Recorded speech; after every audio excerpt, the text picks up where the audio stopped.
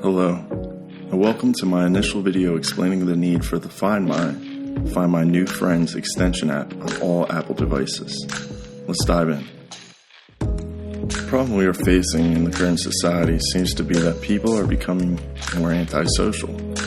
According to a report in Human Behavior and Emergent Technologies, social media self-control failure, or SMSCF, is the tendency of the individual to use social media in situations even when it coincides with other important goals. SMSCF causes aggression in the user. They go on to state, it has been examined that the individuals not having the tendency of SMSCF become more aggressive when they are connected to individuals who have SMSCF. Social media usage has been considered as a means of losing focus from work, thus causing procrastination and leading to frustration.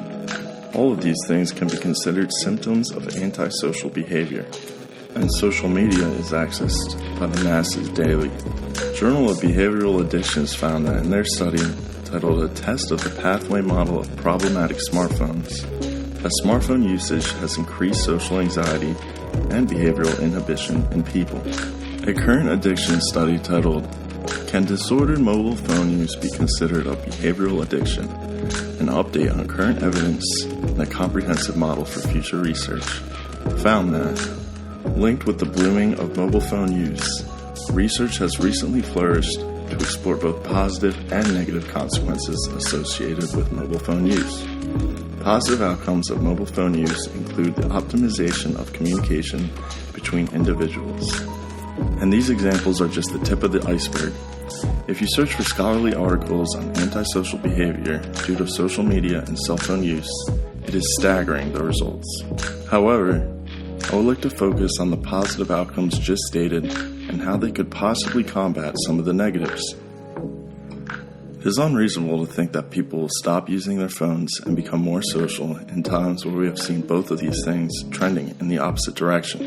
Instead, what if we combat the antisocial behaviors by using the telephone's ability to communicate? If we can give people a quote-unquote antisocial way to meet one another, that could turn into a positive social interaction in the right arena. This is where my idea for an addition to the Find My app by Apple comes in. Adding a section where people who agree to show up on their corresponding area maps to meet strangers in real time could be a beneficial way to bridge relationships, which otherwise may not occur. Let me explain more in depth how this function would work. First, a user will log into the section of the Find My app on an Apple device.